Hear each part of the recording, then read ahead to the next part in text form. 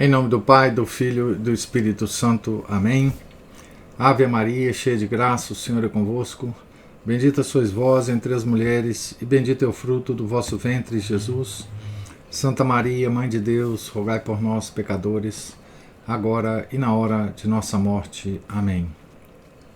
São José, rogai por nós. São Felipe Neri, rogai por nós. Nossa Senhora de Fátima, rogai por nós. Em nome do Pai, do Filho e do Espírito Santo. Amém. Bom dia a todos. Nós estamos aqui na página 149 do livro Ao Pé da Cruz, ou As Dores de Maria, escrito pelo padre Frederick William Faber. Já basta o que foi dito sobre a maneira como esta dor chegou a ela. Mas a participação de São José não se esgotou aí. Ele é um novo elemento ao longo de todos os anos pelos quais esta dor se estende. Era velho e seus anos demandavam repouso. Sempre habitou uma atmosfera de calma que parecia ajustar-se melhor às suas graças, e onde elas se desenvolveram livremente, como a folhagem magnífica que vemos nas ilhas sem vento. Sua vida foi de tranquilidade exterior, bem como interior. Pressa, precipitação e perturbação eram-lhe estranhas. Combinou a mansidão virginal com o amor mais fervoroso. Era simples como Jacó, meditativo como Isaac, vivendo uma vida profunda de fé, abaixo da superfície das tormentas da alma, como Abraão. Era como, ao menos este pensamento parece natural, era como o doce Adão antes da queda, repleto de dons, cheio de suave santidade e de plasta familiaridade com Deus. Parecia antes uma flor que desabrocha em algum lugar fora da terra, ou que foi tomada de plantada dentro do velho Éden oculto da inocência humana. Oh, como o coração de Maria se derramava em amor por este troféu das graças mais doces e gentis de Deus. Mas ela havia de arrastá-lo para dentro da tormenta.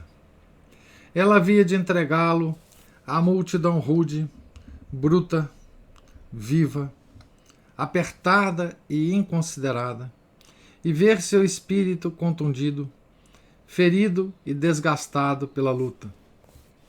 Em sua idade, como eram inconvenientes o frio e o calor, o vento e a chuva daquele deserto inóspito.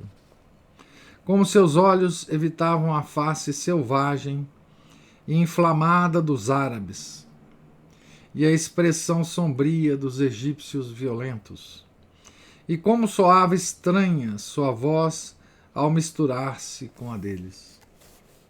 Maria sentia no coração cada uma destas coisas e muitas mais, muito piores, das quais nada sabemos e que podemos apenas conjecturar.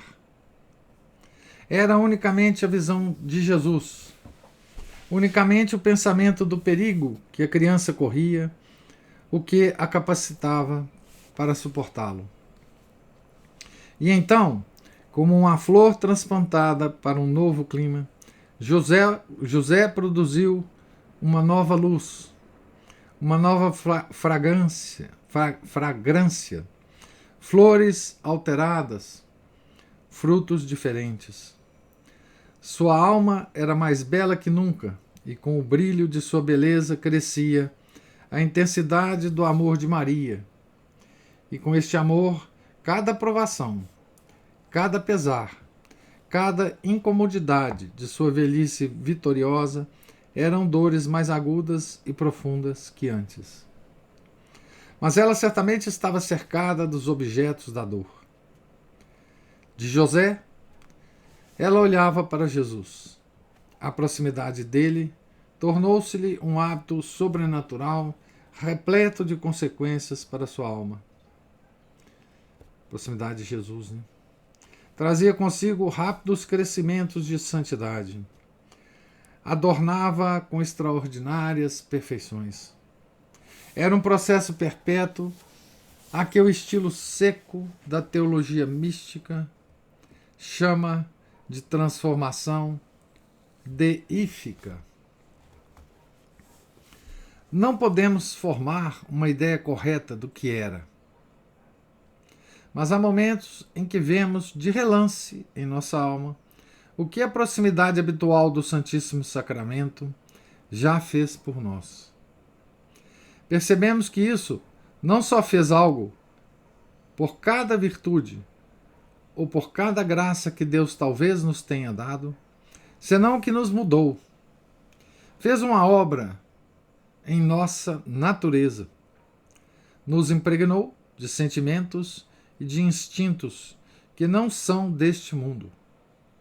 E instigou ou criou novas faculdades que não podemos nomear ou cujas funções não podemos definir. Então, de novo aqui, o padre Faber está tentando fazer uma analogia do que acontece conosco, né, para que a gente entenda o que está acontecendo com a nossa Santa Senhora. Né? Então, ele está comparando, né,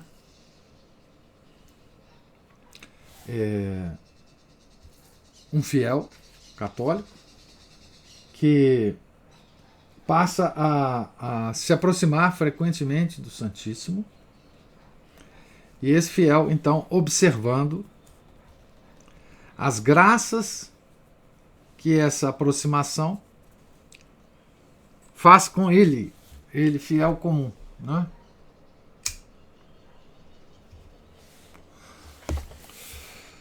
Então,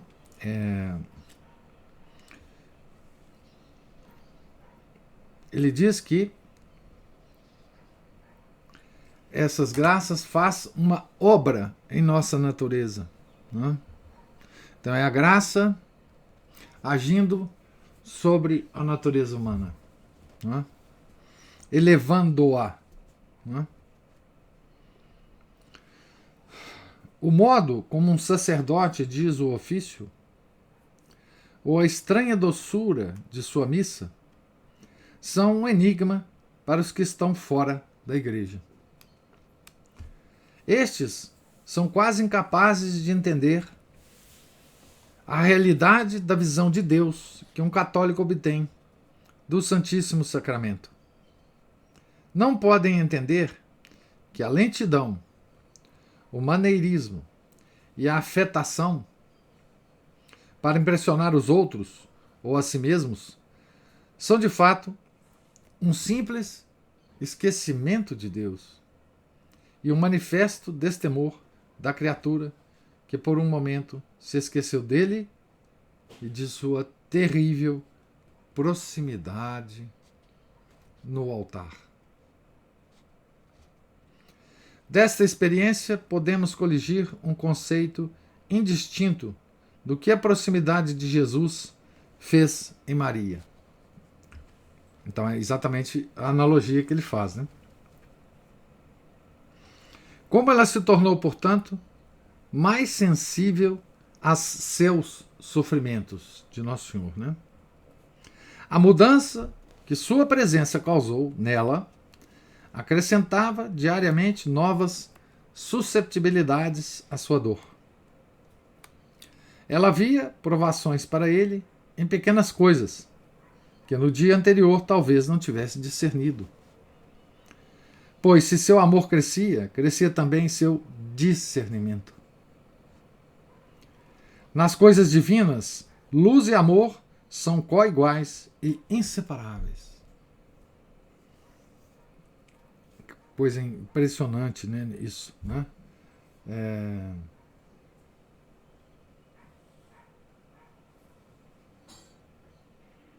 nas coisas divinas, luz e amor são coiguais e inseparáveis. Luz tem a ver com o intelecto, né? E amor tem a ver com a vontade, não é isso? Então essa é a iluminação das nossas faculdades, dos atributos superiores da alma, né? Luz e amor, intelecto e vontade. São coiguais e inseparáveis nas coisas divinas.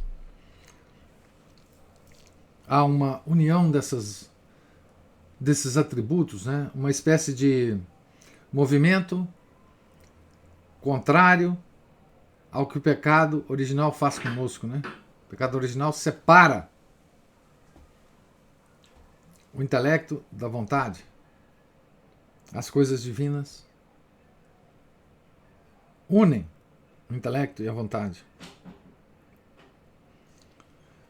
Assim como em nossa pequena escala, a ternura e a percepção da majestade ofendida de Deus crescem com o nosso avanço na santidade e com o maior refinamento de nossa sensibilidade de consciência, assim também, em escala assombrosa, a capacidade de Maria sentir as feridas de Jesus crescia diariamente.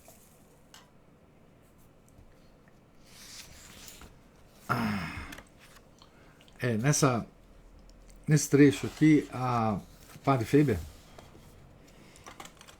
dá uma aula, né, de teologia mística para nós, usando a Maria, né? Ele, inclusive, começa dizendo que ele vai descrever um processo, né, que no estilo seco da teologia mística se chama transformação deífica, né? Então, ele era um grande teólogo místico, né? E tão grande que ele consegue nos explicar coisas profundíssimas, né? Com palavras tão belas e tão simples, né? E ainda fazendo uma analogia com a nossa situação pessoal, né?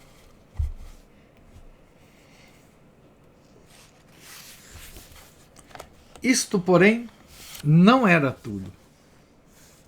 Ocorreu uma mudança tanto nele, Jesus, como nela. E esta também, como a outra, foi outra fonte que alimentou a torrente de suas dores. Ele não era uma visão estacionária, assim como todos sabemos que o Santíssimo Sacramento não é uma presença estacionária, mas uma que vive, age, cresce, mostra atrativos, se manifesta e é tão imutável como a adoração do céu, que não cansa nunca, sequer, a vasta inteligência dos anjos.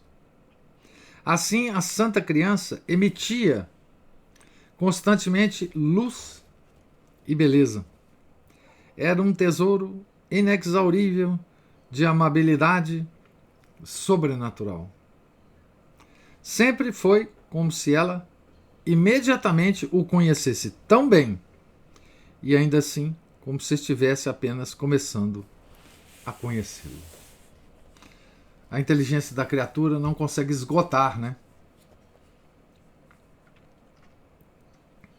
as maravilhas de Deus, né? Havia um misto de costume e de surpresa em seu amor por ele, diferente de qualquer afeto terreno. Pois, conquanto sentisse instintivamente, como se pudesse profetizar, como ele agiria em determinadas circunstâncias, estava muito segura de que alguma novidade divina ocorreria em sua ação de Jesus e que a tomaria de surpresa. Assim, o deleite da surpresa misturava-se com o deleite do hábito. Seus poderes de observação e a completude de sua inteligência devem ter sido aguçados pela velocidade e pela expansão de seu amor, de Maria. Nada lhe escapou. Nada era sem significado. Se existiam profundezas insondáveis, ela ao menos se tornava mais e mais perita em sondá-las. Jesus era uma revelação e, portanto, exigia ciência e fé. Ciência, né? Intelecto, né? Mesmo para nós, conhecer nosso Santo Senhor é diferente de acreditar nele. Tal é a lição que ele mesmo, como professor, nos ensina. Esta lição se divide em milhões de ciências. A eternidade é a universidade onde a aprendemos, onde os melhores de nós não terminarão o curso, jamais colarão um grau. Maria estava aprendendo, como nem sequer os anjos do céu podem aprender. Tão infinito era o valor da graça que Nosso Senhor descobria, tão infinito era o valor de suas múltiplas ações diárias, tão infinita a satisfação de cada um dos seus menores sofrimentos, que nesta única dor Maria teve o que bem poderia chamar-se, com tantas infinitudes, 3 eternidades nas quais aprenderia sua amabilidade e elevaria seu amor ao marco de seu conhecimento. Houve primeiro o deserto, e depois o Egito, e depois o deserto novamente. E todas essas luzes, todas essas sensibilidades, todas essas belezas, todas essas graças, todos esses atrativos, todos esses incrementos de amor acumulados não passam de muitos gumes novos acrescentados à espada de Simeão. O resultado de cada um, o resultado de todos, o produto de sua combinação era simplesmente uma imensidão de dor.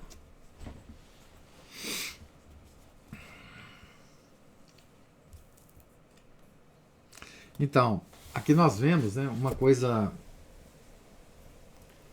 impressionante, né, que na figura, na pessoa de Maria, da Nossa Santa Senhora, né, que embora tenha nascido imaculada, não é? Embora tenha sido a graça plena, né, cheia de graças, ela se desenvolvia espiritualmente ao lado de Nosso Senhor, né? Ela trilhava um caminho ascendente de santidade, se é que podemos entender isso, né? Porque estava do lado, né, do próprio Deus, né? E ela era uma criatura, né? Há 2 maneiras de travar uma batalha contra o pesar. Uma delas é na privacidade de nosso lar, na intimidade do nosso coração sofredor, com a presença concentrada de Deus ao nosso redor. Mas, nas mais favoráveis circunstâncias, isto não é tarefa fácil. O círculo comum das obrigações domésticas é pesado e cansativo.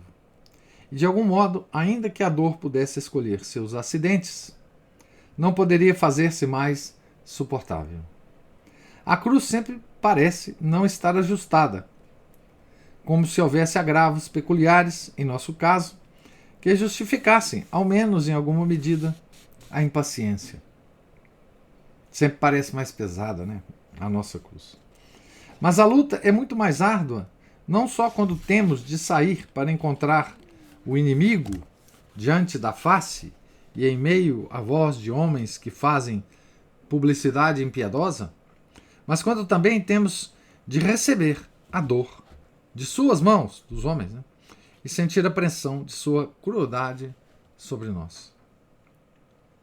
Neste caso, o trabalho externo não é uma distração importuna para a nossa dor. O pesar não nos dá meramente um sentimento de dispensa em relação ao conflito real do trabalho, mas nosso próprio trabalho exterior é nossa dor. Saímos ao encontro da dor, saímos do abrigo de nosso lar com o propósito de encontrar nosso pesar. Fazemos nosso melhor para que o sofrimento nos pegue em desvantagem e descuidados em meio a uma multiplicidade de coisas por fazer e tendo de olhar em muitas direções ao mesmo tempo. Nem isso podemos escolher, é a simples necessidade. Das duas batalhas contra a dor, esta é de longe a mais difícil de travar e a mais improvável de vencer. Ao passar da primeira dor à segunda, a dor de Nossa Senhora mudou da batalha mais fácil para mais difícil, se é que batalha é palavra certa para usar para a sua suprema tranquilidade. A nova dor exigia verdadeira obediência exterior, não um mero assentimento de generosidade interior. Ela havia sofrido antes no santuário de sua própria alma. Agora o labor pessoal, a privação externa, o trabalho duro entram em sua dor. Os que apreciam corretamente a reserva da extrema santidade terão alguma ideia do que esta mudança em si mesma e considerada a parte das circunstâncias agravantes infligiu a natureza delicada de nossa Santa Mãe.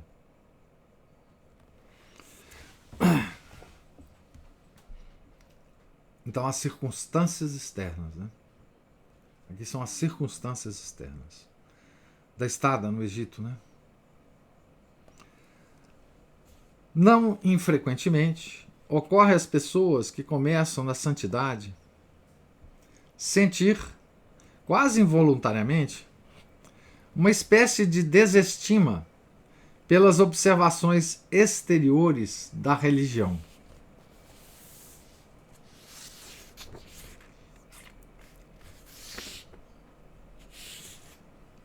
Esse trecho aqui vai ser muito interessante. Talvez sejam muito bem instruídas para cair em alguma opinião errônea sobre o assunto. Apesar de tudo, todavia o sentimento está nelas e mostrar-se-á por um tempo de muitas maneiras triviais. Os hábitos da piedade interior são comparativamente novos para elas, e com forte sentimento de quão pouco valor tem a devoção exterior, sem a interior, consideram-na sob uma luz demasiado exclusiva.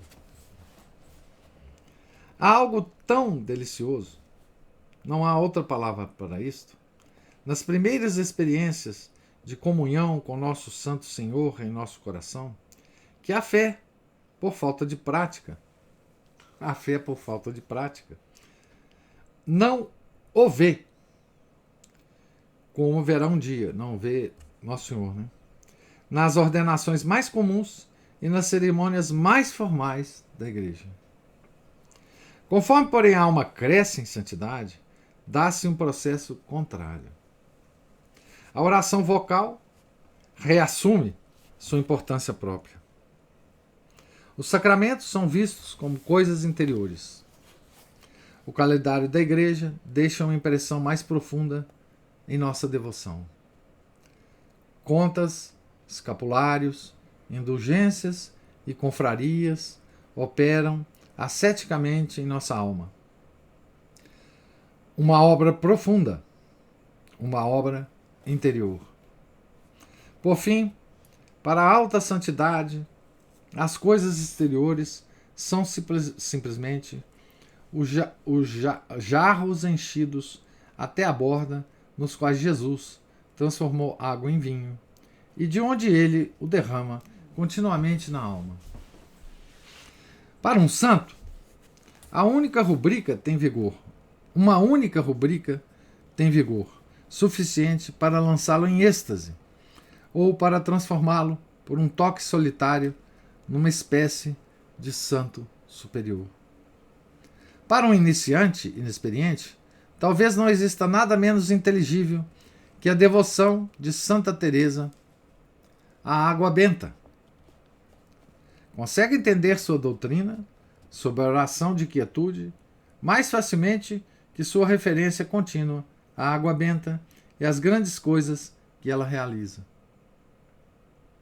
De tudo isso se segue que nesta dor de Nossa Senhora havia uma peculiaridade que ninguém consegue penetrar senão um santo, e mesmo este não pode fazê-lo plenamente. Pois devemos recordar que estamos falando de Maria. Ela foi privada dos benefícios espirituais no deserto e no Egito. Não havia templo, nem provavelmente sinagoga. Não havia sacrifícios além daqueles abomináveis e terríveis para a sua alma, aqueles sacrifícios aos deuses pagãos. Né?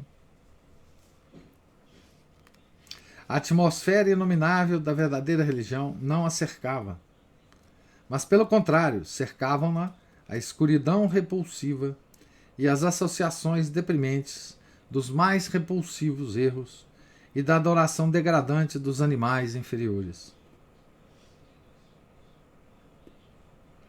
Para ela, isto era uma desolação temível.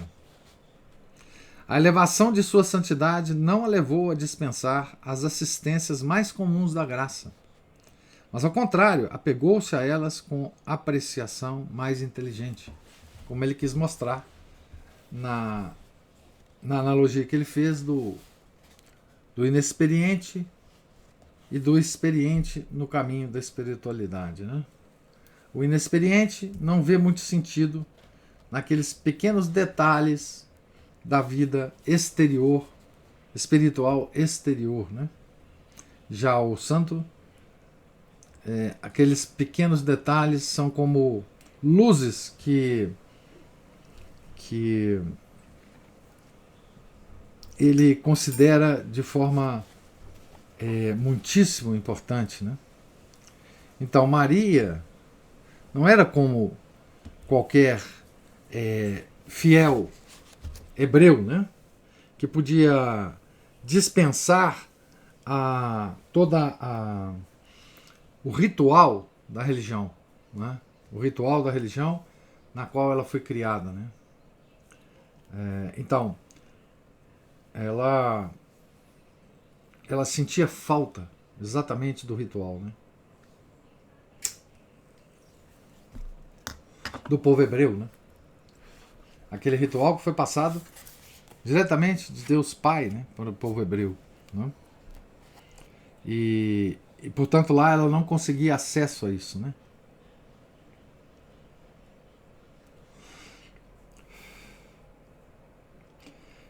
E ela via, por outro lado, a degradação daquela sociedade para a qual ela teve que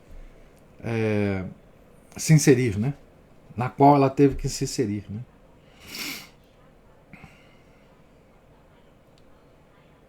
Estas coisas não a ensinaram a ficar de pé e andar, dirigindo-se e apoiando-se meramente sobre as ordenações exteriores, mas antes disso, a apoiar mais do que nunca todo o seu peso sobre elas. Ela sentia-se menos autorizada a dispensar as coisas pequenas, porque era tão ricamente dotada de grandes coisas. Tinha alcançado aquela visão larga das mentes santas e tinha uma visão muito mais larga e muito mais distinta do que nas coisas espirituais. Uma graça nunca substituía a outra, nunca fazia a outra de outra, nunca fazia a obra de outra, nunca fazia as vezes de outra. Uma piedade menos inteligente confunde sucessão com substituição. E assim perde reverência, enquanto perde o que é divino. Assim como a mais elevada contemplação volta novamente, mediante os bens acumulados na meditação, a simplicidade quase indistinta da primeira oração de uma criança de joelhos, assim é maravilhoso em todas as outras coisas ver que os santos, em suas elevações, estão sempre retornando à sábia pequenez e aos lugares comuns infantis de seu primeiro começo. Os enigmas da espiritualidade são apenas sintomas de imperfeição. Atravessamos o val do rio para alcançar Canaã, a terra prometida, né? A água é rasa quando começamos.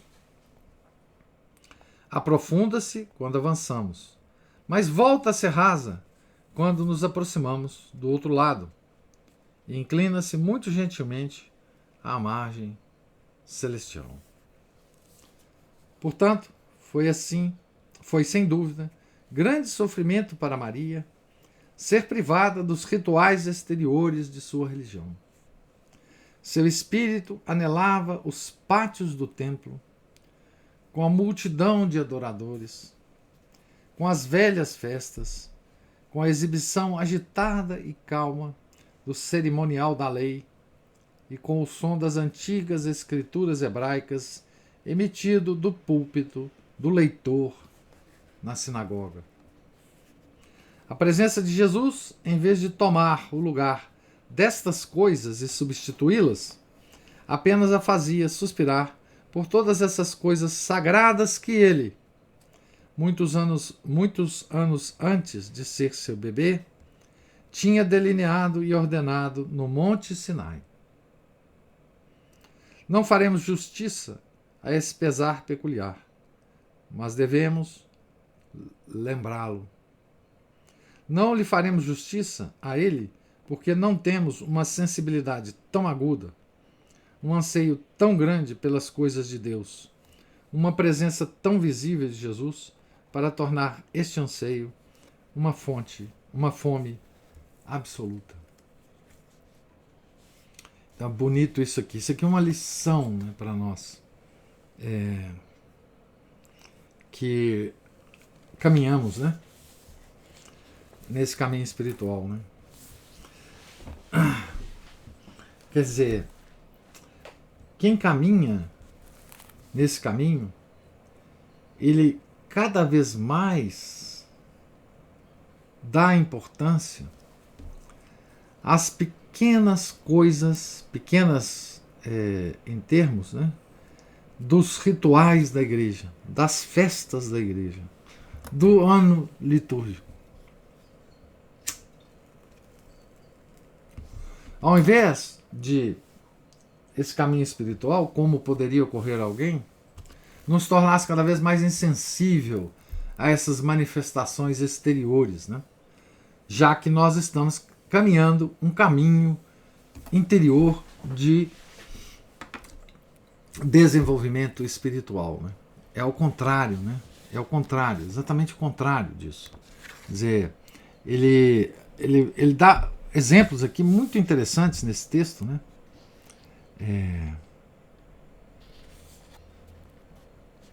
Eu não sei se eu vou achar, mas ele fala de... aqui sim.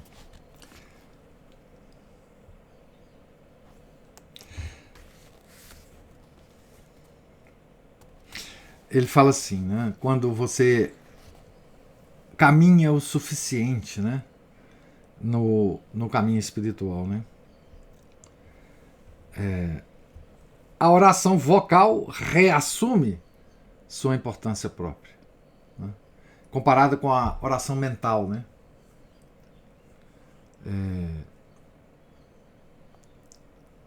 Os sacramentos são vistos como coisas interiores. O calendário da igreja deixa uma impressão mais profunda em nossa devoção. Calendário da igreja, calendário dos santos, né? a sucessão dos tempos, né, do ano. Enfim, o ano litúrgico da igreja. Né? Contas, escapulários, indulgências e confrarias operam asceticamente em nossa alma. Uma obra profunda, uma obra interior. Então, ao invés desse caminhante, né, um caminho espiritual, que é um caminho interior, cada vez que caminhe, ao invés dele desprezar as coisas exteriores, acontece um processo de que essas coisas exteriores, né, ele fala, contas, né, o rosário, né, os sacramentos, que são coisas exteriores, né, escapulários, indulgências, vão sendo interiorizados. Né? Uma obra profunda, tudo isso, né? Uma obra profunda, uma obra interior. Então, ele percebe como a igreja é sábia, né? De nos oferecer essas obras exteriores para nos ajudar no nosso caminho interior. Né? E ele diz isso tudo, né? Para nos contar, né? Como Maria, no Egito, sentiu falta destas coisas exteriores. Né? Do templo, do pátio do templo, né? Do sacrifício do templo. Tá certo? Ou seja, a presença de Jesus ao lado dela não diminuía essa dor da falta disso, né? Da falta dessa prática exterior da religião. Né? E hoje nós encontramos, né, um tipo de gente, um tipo de indivíduo, né, que parece ser, às vezes nós próprios somos esse indivíduo, né, que parece ser superior, né, às coisas, superior às práticas piedosas, né? Um tipo que quase que despreza as práticas piedosas consagradas pela igreja, né? E a gente vê quão longe está esse indivíduo, que pode ser um de nós, do verdadeiro caminho espiritual. Né? O caminho espiritual nos leva a valorizar essas práticas exteriores, né? Como se fosse um arcabouço que nos possibilita o nosso caminho interior, né? Fora dele não há o caminho interior. Né? É belíssimo esse texto aqui do Padre Faber. Né? Eu vou parar por aqui, página 157. Para a gente dar tempo para a gente conversar um pouco sobre isso, né? Inclusive sobre o papel de José, né? Ele fala um pouco de São José aqui, né? Sobre o quanto que ele sofreu lá no Egito, né? Por causa da idade, enfim. Então, se alguém tiver alguma observação da leitura de hoje, por favor.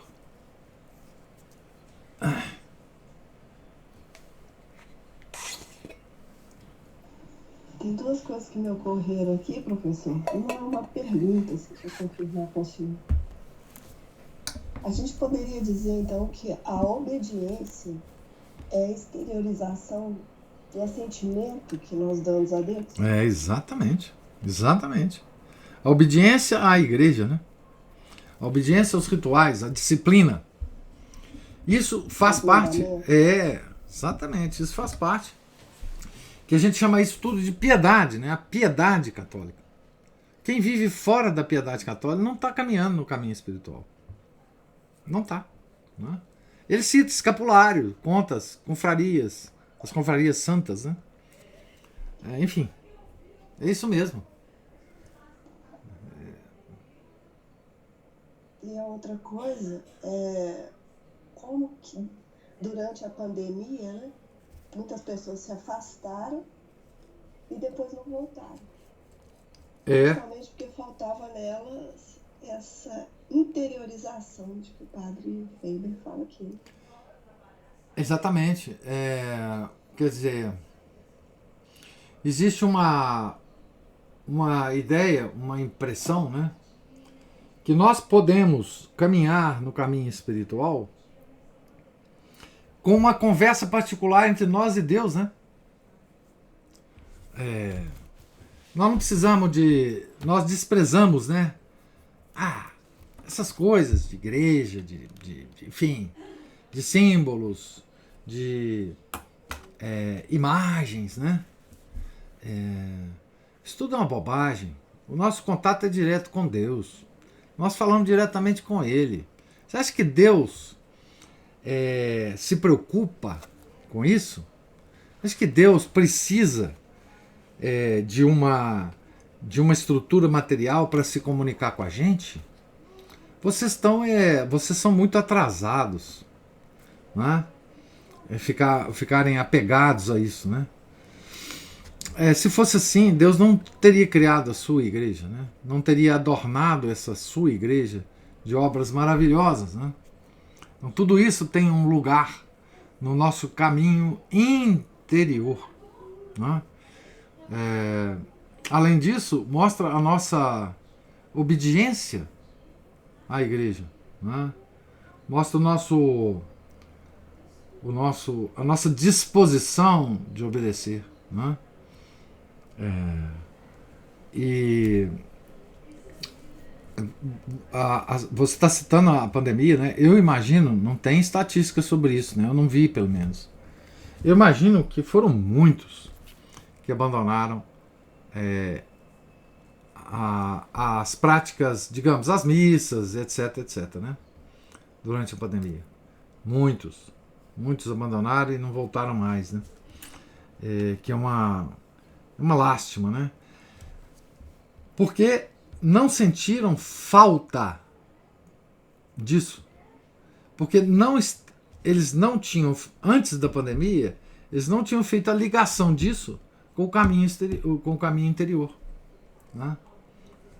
Da própria alma. A sensibilidade deles não pegou isso, né? O quanto que isso é importante, né? O quanto que a missa dominical é importante, né? O quanto que as práticas diárias... Deu uma travada aqui. O quanto que a missa dominical é importante. O quanto que as práticas diárias das orações é importante. Porque isso tudo é exterior, né? A oração vocal é uma oração exterior. É em parte interior também. Mas é uma coisa que você tem que mover os seus dedos para rezar o rosário. Tá certo? É coisa exterior. E se a gente despreza essas coisas exteriores por uma pretensa vida interior elevada de oração, a gente entra nessa, né? Jesus está dentro de nós, né? Então é isso, né?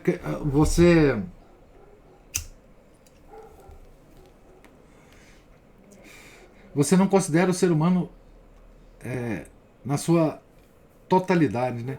Principalmente o ser humano caído, né, gente? Caído, né? Imagina se São Felipe Neri, com aqueles êxtases todos que ele tinha, falasse: bom, como eu estou agora em contato direto com Deus, eu não vou mais celebrar missa, eu não vou mais dar confissão, eu não quero saber, eu estou lá junto dele. Não, cada vez que ele fazia, quanto mais êxtase ele tinha, mais ele dava importância para as práticas diárias que ele fazia, né?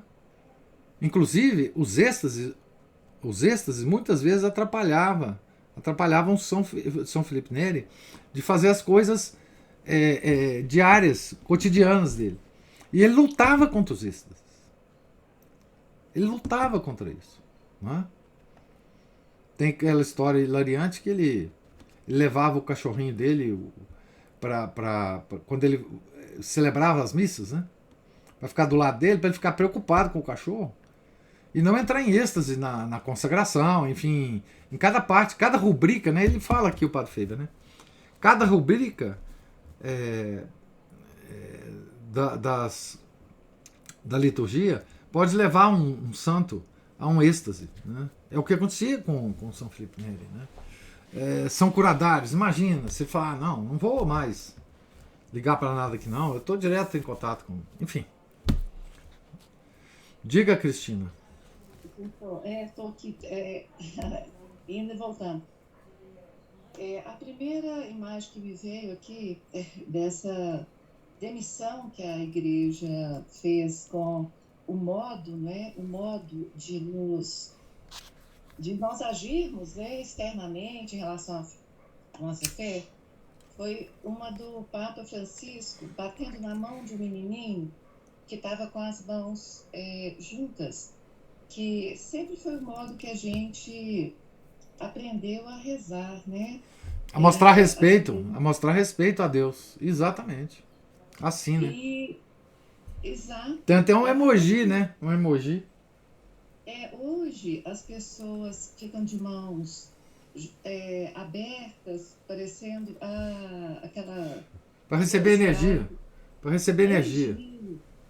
Interessante, professor, como que a primeira coisa que eu creio, né, que há mais tempo todos faziam, porque foi como a gente aprendeu, eu lembro disso, a primeira coisa a fazer, primeiro que a igreja era o lugar sagrado, né? Morada de Deus, não era a nossa casa. Não. Você não entrava numa igreja com guarda-chuva, bolsa, não sei o quê. Não era a sua casa, era a casa de Deus. E o lugar sagrado, santuário, onde as pessoas procuravam acolhimento, silêncio, não é? E a primeira coisa que a gente fazia era ir na água benta. Isso. A água benta ela ficava distribuída na igreja inteira, igreja de luz, eu estudei do lado, e todo dia eu tinha costume, quando podia, passar lá para fazer uma oração. E primeira coisa, a água benta, né? Como que hoje isso foi tirado das pessoas de uma forma que o comportamento, quando eu falo assim, que sinteticamente, eu sou meio hiperbólica, sabe, professor? Eu falo que, quando o senhor fala que a gente está encharcado em modernismo, eu falo que o nosso comportamento exterior, ele denota uma gnose. Sim. É a gnose modernista, porque nós,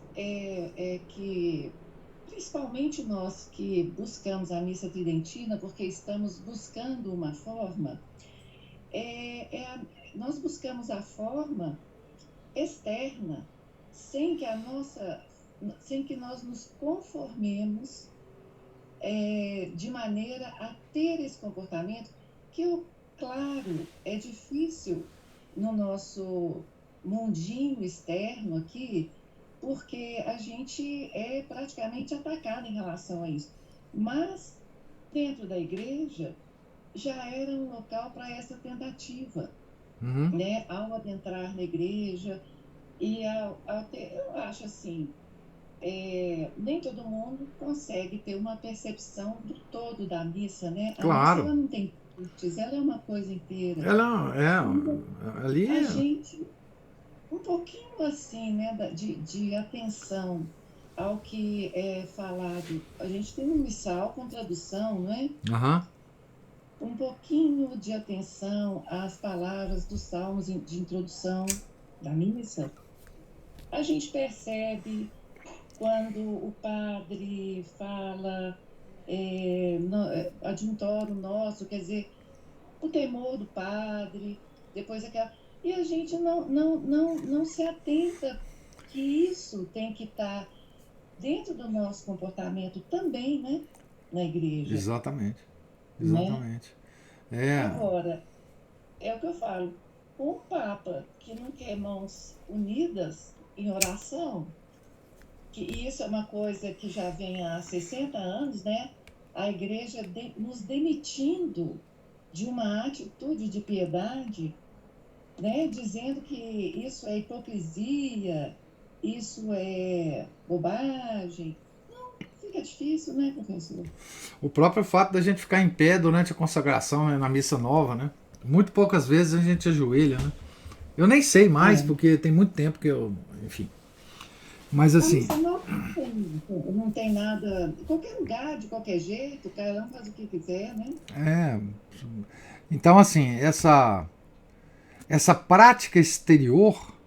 Porque você falou bem, é gnose, né? E essa heresia é antiga na igreja, né? Que a igreja é espiritual. A igreja não é. É a heresia dos protestantes, inclusive.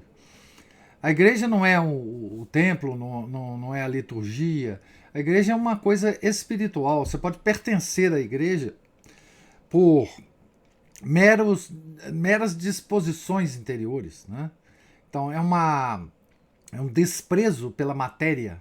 E desprezo pela matéria é uma coisa gnóstica. Tá? É uma profunda gnose. Então, é, porque se nós desprezamos a matéria, nós desprezamos a encarnação, né? Que é a coisa mais impressionante que Deus fez. Né? Ele tomou a forma de matéria, né? Ele se encarnou.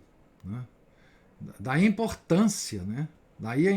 Porque veja bem, se não fosse importante a matéria, Nosso Senhor não precisava se encarnar, né? Ele não precisava fazer o que ele fez, ele não precisava falar para os homens, né? Ele podia inspirar os homens. Não foi isso que ele fez. Ele veio, tomou a forma da nossa carne. Então, toda a tendência gnóstica é desprezar a matéria, não é? Então essa própria desatenção, desrespeito pelos ritos que são materiais, né? Tá lá um padre material, tá o cálice é material, a hóstia é material, tudo aquilo é matéria, né? As imagens são materiais, né? Então esse desprezo por isso, esse desprezo pela matéria, é a atitude gnóstica por excelência, né? Por excelência. Você matou a charada. Não, você sabe que não é exagero da minha parte, o senhor acho que vai se lembrar disso. Antes de entrar numa igreja, eu lembro de, assim, sentir temor, assim, naqueles primeiros degraus de entrada. Você não entrava numa igreja sem um frêmito, É, sem uma atitude de temor. é, Por quê? O local é sagrado. é. Então, Tem a luzinha vermelha no sacrário, né? a luzinha vermelha, a gente era ensinado que Deus estava presente É, e assim, o que é o temor? É a noção do quão nós somos menos pequenos pecadores diante daquela enormidade que era Deus, é, diante de Deus, né? é, Isso tudo, isso foi atacado de uma maneira muito, assim, virulenta, né? é. Então, como que se entra nas igrejas hoje? Entram os protagonistas, entram, eu sou importante, eu sou igual, é como o senhor falou. A igreja não é mais aquele lugar que, assim, é diferente.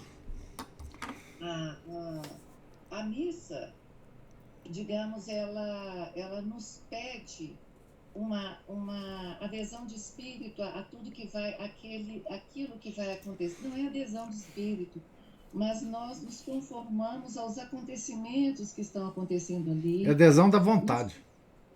Adesão da vontade.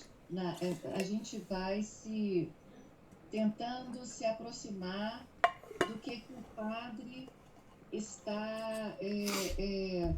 porque o padre vai se incorporando daquelas atitudes, né? Do temor diante de Deus, depois do pedido de perdão, depois quando ele já está no altar, né, ele diz que ele desaparece ele entra numa nuvem, vamos dizer assim, né? E quase que despede da gente.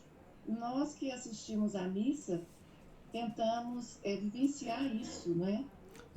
A pré-missa, inclusive, é preparação para isso, né? Isso. Tudo que vem antes da consagração é preparação para que a gente entre nesse... Quer dizer, há algo que está verdadeiramente acontecendo ali e é preciso que a gente esteja sabendo o que está acontecendo. Claro, a disposição de espírito de cada um, cada dia é um dia na vida de cada pessoa, às vezes, né? Agora, o local sagrado, o templo, é outro aspecto disso, né? Que foi totalmente destruído. É o aspecto, né? Material mesmo. Material. Foi. Agora, professor, ontem eu estou com uma certa dificuldade de acompanhar as aulas em função de algumas atividades que eu e o Renato que a gente está fazendo. Aquela aula de ontem foi tão espetacular, aquela leitura de ontem, assim, bem diferente dessa dor de hoje. A dor, assim, pensar na dor de Maria, vinda de São José, e outro aspecto que eu fiquei assim, falei, gente, eu já pensei nisso, mas essa relação, digamos assim, o afeto de Maria por José, que é uma coisa que a gente não associa muito, não é, professor? O amor que ela teve por São José, né? E engraçado que existem duas imagens de São José, que uma é ele idoso e tal, e outra é ele novo, porque dizem que é um equívoco apresentar a imagem de São José como um homem idoso, porque dizem que essa imagem foi adotada por causa da aceitação que ele teve da Imaculada Conceição e tudo mais. Mas que São José provavelmente não era tão velho assim, tão idoso como eles nos apresentam nas imagens, né? O senhor tem alguma ideia sobre isso? Isso é o contrário do que ele fala aqui, né? Ele fala que já na ida para o Egito, ele já era idoso. Ele já era uma pessoa que, enfim, cuja idade já era um peso para ele, né?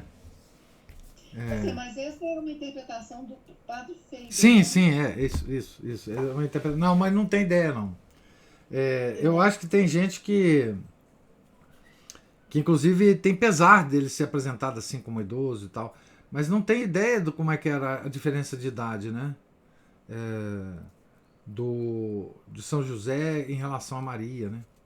Não faço a menor ideia. Porque Maria era muito novinha, né? Ela estava recém saída do templo, né? Em torno de 15 anos. Mas não, São José. Não faço ideia. Mas é interessante o aspecto que você chamou atenção, Cristina, que é da completa entrega que Maria faz a todas as responsabilidades de proteção da família a São José, né? Uhum. Ela se entrega completamente a ele, né? Na leitura de ontem, o Padre Faber fala que São José para Maria era a figura de Deus Pai, por causa da proteção, e do Espírito Santo, né? Também por causa da fecundação, né? Enfim, é uma coisa belíssima isso, né? Essa relação entre os dois, né? E algo também muito perdido, professor, É, que é assim, a esposa descansar na segurança do marido, isso, né? isso, Na atitude de proteção do marido, isso. que isso foi tão quebrantado.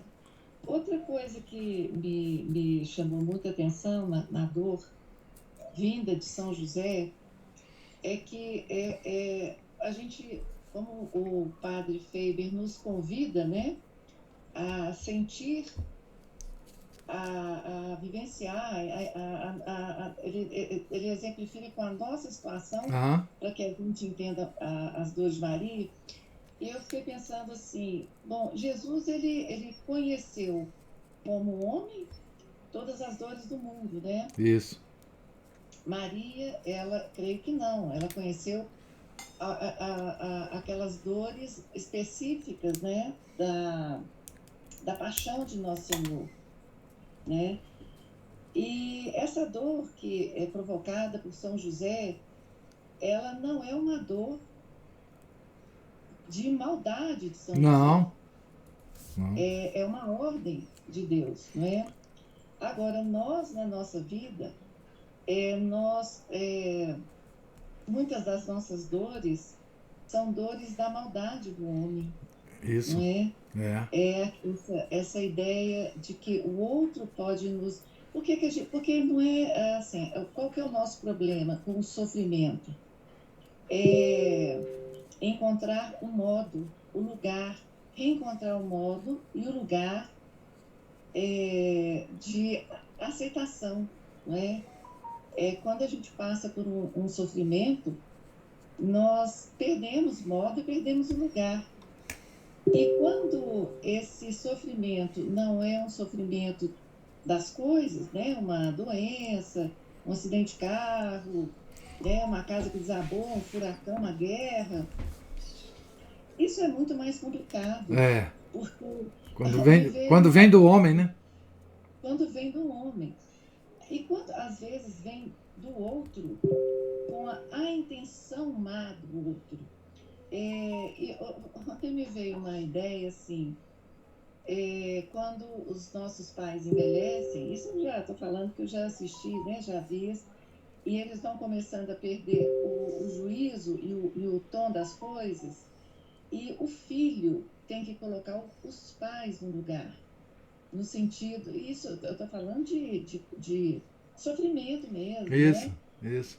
E o pai às vezes fica excêntrico e tal, e você tem que colocar ele no lugar, e o descompasso disso, porque quando você assume uma atitude de correção de um pai idoso, você perde o seu modo, o seu lugar de filho, É. né? E os afetos ficam estrangulados, né? Assim, Há uma até que inversão, né? Há uma uma inversão. inversão, É, há uma né? inversão. Então, professor, ontem eu falei, gente, quando a gente percebe isso, você vê o quão feio é É. o pecado contra o outro, as camadas e as camadas e as camadas de dissociação que o outro é levado pela maldade. Isso. Quer dizer, como é levado assim, que uma pessoa que sofre pela maldade do outro, ela sofre pela fealdade de quem fez o mal, ela sofre por tudo que ela perdeu, o orgulho, ou sei lá, o amor, o afeto. Então, o pecado, o mal que se faz com o outro é muito feio, muito É. professor. É É. uma noção que eu tive ontem, mas É. assim, assistindo com os autos é difícil. É. É. Maledicência, né? Pecado da maledicência que a gente faz com o outro, né? Isso é uma coisa horrível. Horrível. Horrível. Horripilante. Mas que bom que esse livro está despertando várias reflexões, né? Que é isso mesmo que ele precisa. Que nós precisamos nessa quaresma, né? Muito bom. Então, gente, mais observação? O Felipe fala aqui, se não damos importância à matéria, ficamos perdidos no tempo, no espaço, acidentes da matéria. É isso mesmo.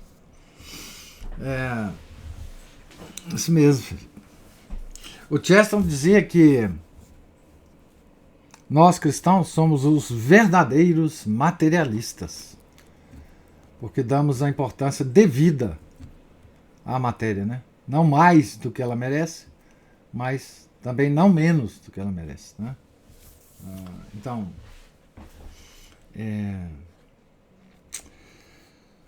pois bem, Deus lhes pague a presença,